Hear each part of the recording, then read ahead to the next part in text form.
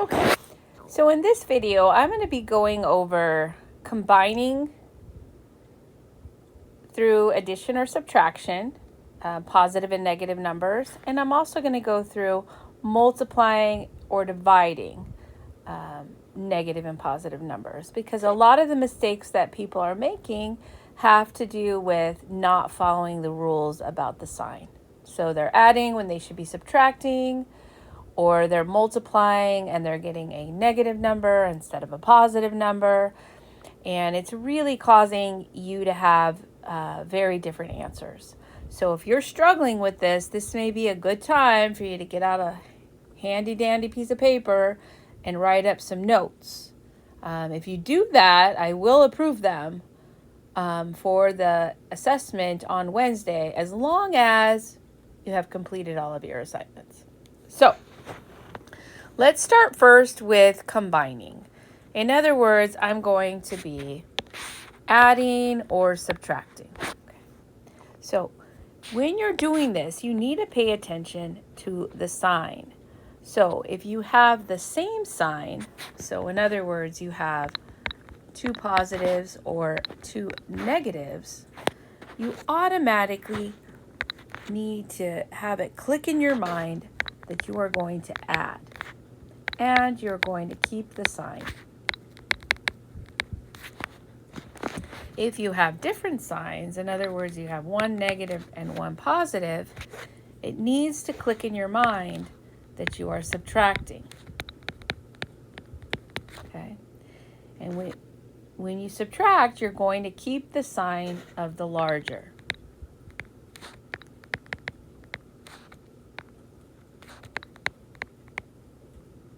All right.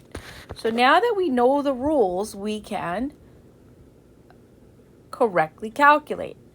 So here in our examples, we have 3y minus 6y. First of all, we know we can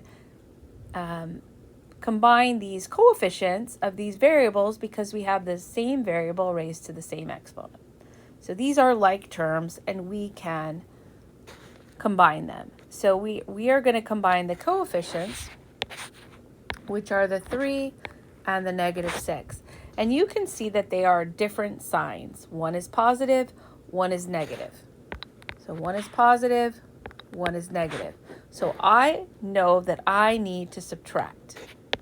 So when I subtract, I end up with 3. I'm going to keep the sign of the larger, which is the negative. And remember to write my variable. Let's look at the next example. 5 minus 8. Again, they are different signs, so I must subtract. What is 8 minus 5? I'm left with 3, and I'm going to keep the sign of the larger, which is the negative.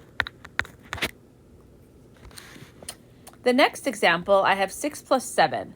Both of them are positive numbers, so I'm going to add, which gives me 13, and it's going to be positive. I'm going to keep the sign that's already there, which is positive.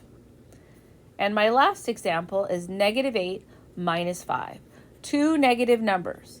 So yes, I see that they're negative. I see this looks like a subtraction, but there's two negatives. So I have to remember that I'm adding. So I'm going to add those together and get negative 13. Okay. Now, when I multiply and divide, okay, the rules are different, and I have to understand that. So when I'm multiplying the same sign, in other words, I'm multiplying or dividing two positives or two negatives, I know I'm always going to end up with a positive. When I'm multiplying or dividing different signs,